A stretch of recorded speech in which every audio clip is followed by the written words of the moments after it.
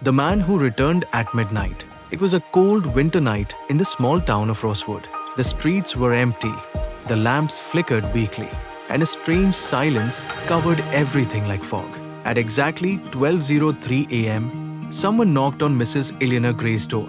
Knock, knock, knock. The old woman slowly opened the door and froze. A tall man in a long coat stood outside. His face was half covered by the dark, but his eyes shone with a strange familiarity. "Ma'am," he said softly, "I'm sorry to bother you so late. My car broke down. Could I wait here until morning?" Mrs. Gray hesitated. She lived alone.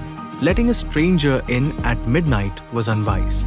Yet something about him felt comforting, almost known. "All right," she finally said, stepping aside. The man entered. He warmed his hands near the fireplace and smiled gently. "You live alone?" he asked. "Yes," she nodded. "Ever since my son died in the army 6 years ago." The man's eyes softened. "I'm sorry. You must miss him." "I do," she whispered. Every day. There was a long silence. The fire crackled. The clock ticked. Then something unusual happened.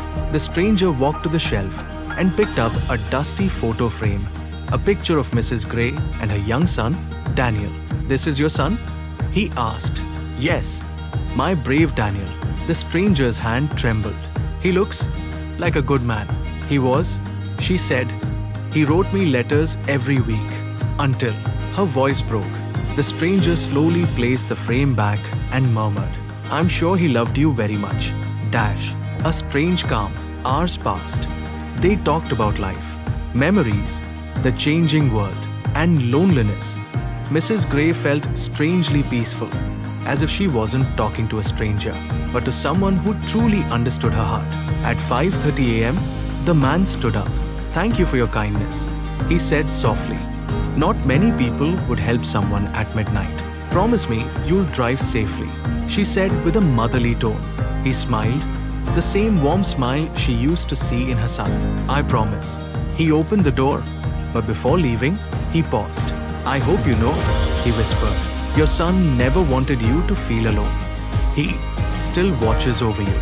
Before she could reply, he stepped into the fog and disappeared. Dash. The morning surprise.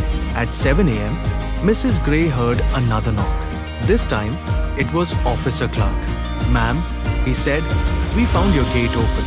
Just checking if everything's fine." "Yes, yes," she said cheerfully. "A gentleman stayed over last night. His car broke down."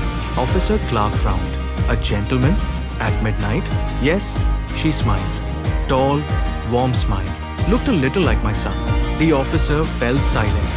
"Ma'am," he said carefully, "there was a heavy snowstorm last night. No car passed through this road, and the only house light we saw was yours."